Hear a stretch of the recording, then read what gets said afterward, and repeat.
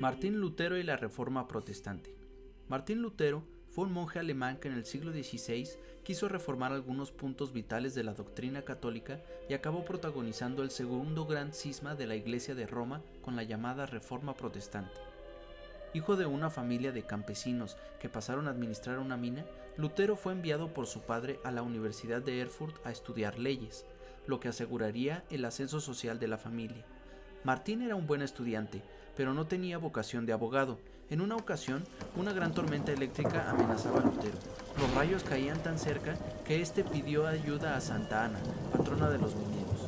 «Santa Ana, sálvame y me meto de fraile». Así, cumpliendo su promesa, abandonó el estudio de las leyes e ingresó con los agustinos, de donde se ordenó sacerdote en 1507. Rápidamente reconocieron su talento y fue trasladado a la ciudad de Wittenberg, donde conseguiría su doctorado en teología.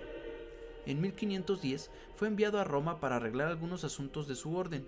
Esta peregrinación le sirvió para conocer de primera mano las prácticas abusivas de los predicadores de indulgencias, y regresó a Alemania con desagrado hacia lo que había visto.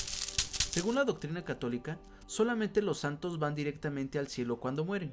Los cristianos pecadores que han confesado sus pecados y se han arrepentido también irán al cielo, pero más tarde. Previamente tendrán que pasar un largo periodo en una desagradable y dolorosa sala de espera, el purgatorio, a fin de purificar su alma antes de entrar al cielo.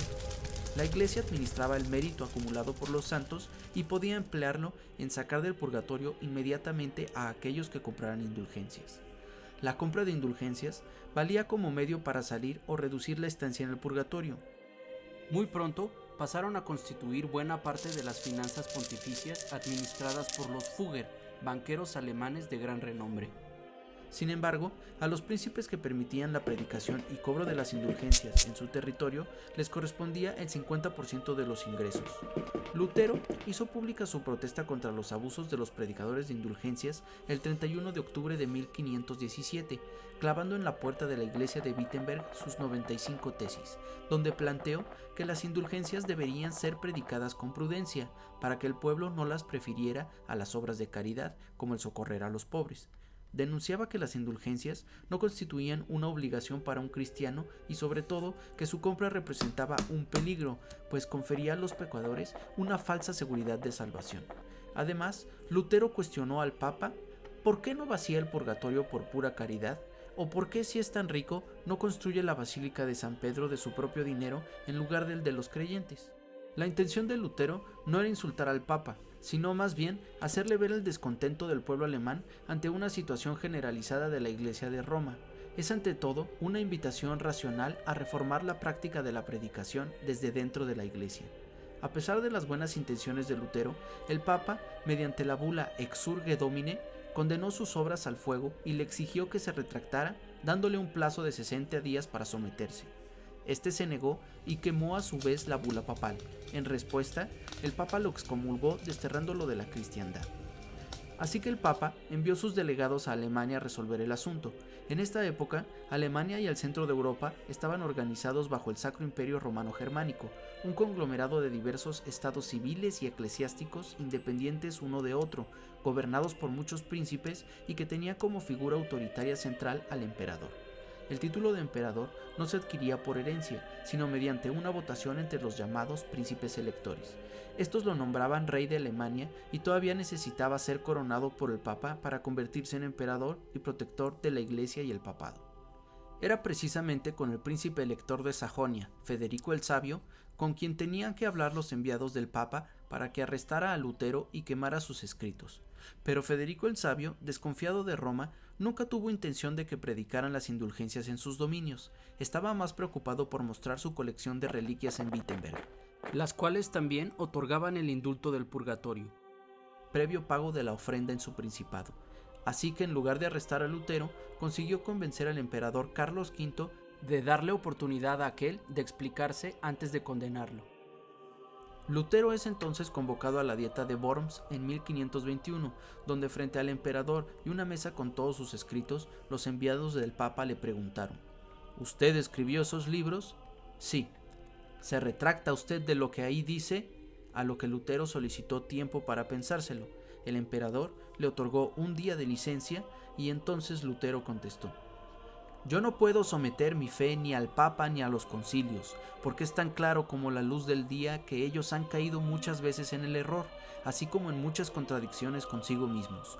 Por lo cual, si no se me convence con testimonios bíblicos o con razones evidentes, y si no se me persuade con los mismos textos que yo he citado, y si no sujeta en mi conciencia la palabra de Dios, yo no puedo ni quiero retractar nada, por no ser digno de un cristiano hablar contra su conciencia. Heme aquí. No me es dable hacerlo de otro modo, que Dios me ayude. Amén. Tras esta respuesta, el emperador le dio 3 días más para cambiar de opinión, pero al negarse, optó por declararlo un fuera de la ley.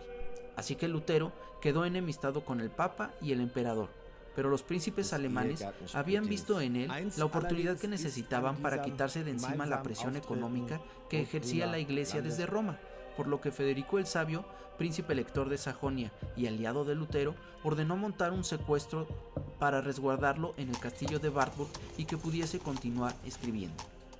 Lutero trabajó ahí en su traducción de la Biblia al alemán.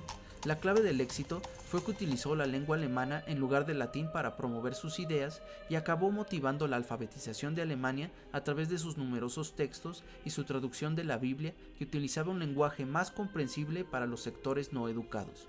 La imprenta era un invento muy reciente y Lutero fue su primera estrella. Entre 1500 y 1530, Lutero escribió el 20% de todo lo publicado en Alemania. Pero sus ideas también incluían ataques a la Iglesia, y esto inspiró a algunos hombres a apoderarse de tierras de abades y arzobispos. Algunos caballeros, cercanos al luteranismo, aprovecharon la ocasión para conducir al campesinado alemán en una serie de enfrentamientos y rebeliones contra el clero conocida como la Guerra de los Campesinos Alemanes. Las condiciones de los campesinos eran lamentables y con frecuencia debían entregar 2/3 de cuanto obtenían de su trabajo como impuestos y diezmos al señor feudal y a la Iglesia. Aunque Lutero animó inicialmente a los campesinos, enseguida se vio desbordado por los acontecimientos y temiendo perder protección de los príncipes, de los que dependía su seguridad y manutención, se puso completamente del lado de los señores feudales. La guerra terminó en 1525. En total, perecieron más de 100.000 campesinos rebeldes. El emperador Carlos V tenía problemas más grandes. Sostenía una guerra contra Francia y otra contra los turcos, que estaban a las puertas de Viena. En un vano intento de reincorporar a los príncipes luteranos al catolicismo, el emperador decide acabar con la tregua y combatirlos definitivamente, obligando a los príncipes a imponer nuevamente el catolicismo, a lo que los luteranos elevaron una protesta denunciando esta violación a la tolerancia religiosa. De ahí adoptaron el nombre de protestantes. Agotada la posibilidad de unificación, dieron inicio a las hostilidades entre príncipes católicos y protestantes, una etapa repleta de guerras por religión. Fue hasta la firma de la Paz de Augsburgo en 1555 cuando ambos bandos acordaron que cada príncipe elegirá libremente la religión católica o protestante y todos sus súbditos quedarán obligados a ella. Aunque los principios de Lutero acabaron fundando una nueva religión, su intención siempre fue la de reformar las tradiciones y prácticas de la Iglesia católica, que no se adaptaban al nombre del Renacimiento.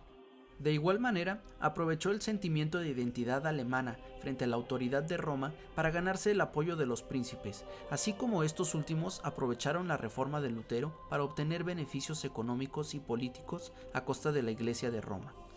No tardarían en surgir otros reformistas como Zwinglio, Calvino y Enrique VIII, que llevaron el protestantismo a Suiza, los Países Bajos, Escandinavia y por supuesto Inglaterra. De tal suerte que cuando Lutero nació, toda Europa dependía de Roma, y al momento de su muerte, 63 años después, la mitad de Europa se había separado de la autoridad del Papa.